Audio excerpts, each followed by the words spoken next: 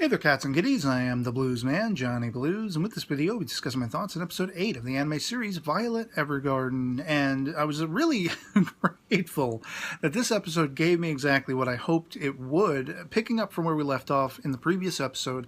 All of those tumultuous emotions and those harsh revelations that hit home for Violet. I had said, if they don't give us an episode that solely revolves around her dealing with this, coping with it, you know, that kind of thing, I would be sorely ticked off. And that's exactly what they gave us for the most part. It was really interesting because it was a mesh of things we've already seen hints and whispers of before, some things we've already seen explicitly before, calling back on the first introduction between Gilbert and Violet, you know, as made by his brother, and the whole aspect of them being out in the city walk and finding the brooch that matched the color of his eyes and all this stuff. We've seen these things before, but I like that, you know, they flesh it out a little bit more in this episode. Even though it is things we have seen, they flesh it out a little bit more in the sense that we really get sort of the perspective of Gilbert's, in how he is the first one really to treat her humanely, you know, with compassion, like she is a human being, like she has this potential in her. Upon their first introduction, he embraces her, you know, and tries to be protective of her from even his own brother. And later we see, you know, one of his military higher-ups is saying, well, exploit her, get everything you need out of her. And I think probably borderlining the more lewd and lascivious wants he expects Gilbert may have as to why he is so protective over Violet. But he's basically saying, and once you get your kicks, that's it. She's done. She goes back out into the battle. She goes back out into the fray because there is no more use for her. She's a ragamuffin. She's nothing. She's just a tool, a weaponized tool.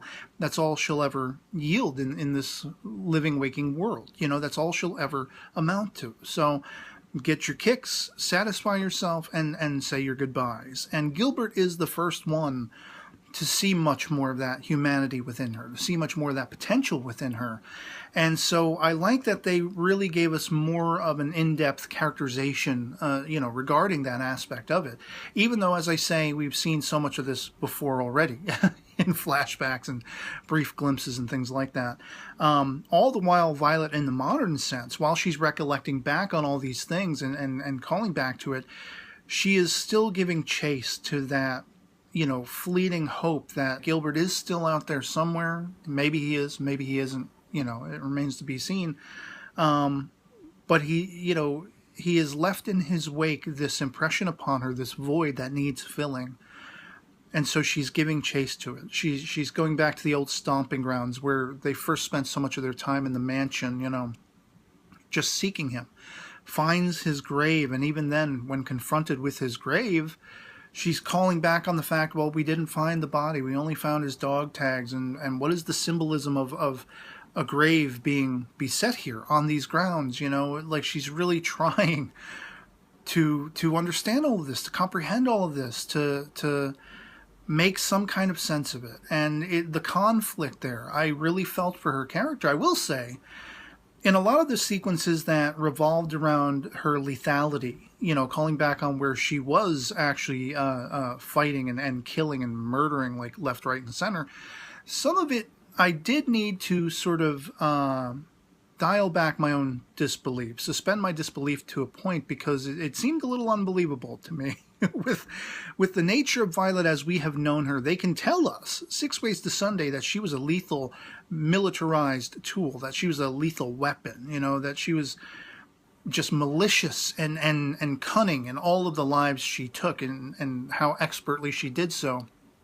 We haven't necessarily seen that a whole lot. And so seeing it, I mean, there's that one, you know, sequence where Gilbert had told her effectively to stay behind, to wait for him, and she comes running in, you know, to fend off the enemy forces.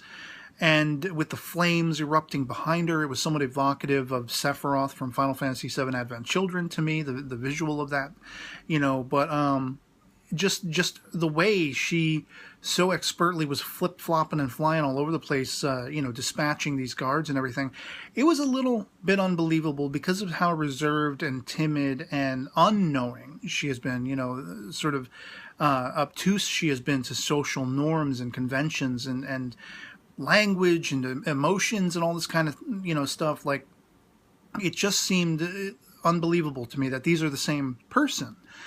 And it actually, I thought about it a little more after having watched the episode for a few minutes, and it actually started to remind me of a movie that I really enjoy, the Taiwanese 2008 movie Chocolate with Jija or Yiya Yanin, where she plays an autistic girl from childhood, all the way up into her, I guess I want to say late teens, early 20s-ish, and she doesn't really speak, but she is a insane martial artist, and she fends off bullies and gangsters and all this kind of stuff.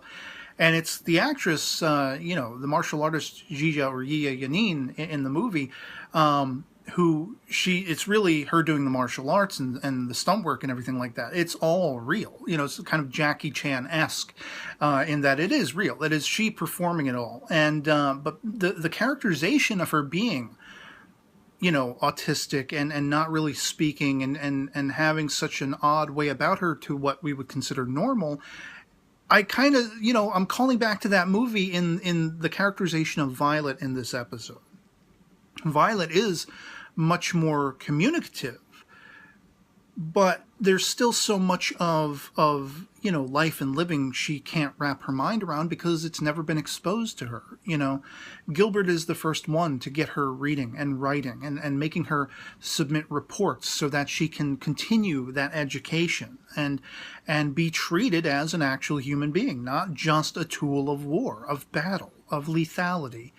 And it was all of those things, I sort of satisfied for myself that suspension of disbelief was not necessarily necessary anymore because, well, I swallowed it with the movie Chocolate, with the protagonist in that movie. So it's kind of, they're cut from the same cloth as characters go, Violet and the character in that movie. And so I was better able to palate it after I had made that consideration. And so all told, by the end, this I think I would say this episode was not as good, as impactful necessarily as the previous episode was, as I found it to be. But it was a worthy continuation, a worthy successor of where that episode left me. It's still, a wonkily directed, edited, paced, plotted series, at least for my tastes, as this season has gone on. But it was enjoyable. It was one of the most enjoyable episodes thus far to me, and I'd love to hear from you guys in the comments below what you thought of it. If you've seen it as well, episode 8 of Violet Evergarden. Love her to hate it, anything goes in the comments below. Always love having that conversation, and so yeah, otherwise that's going to be pretty much it for me on this. Hope this video finds you well. I'll catch you all later. Peace.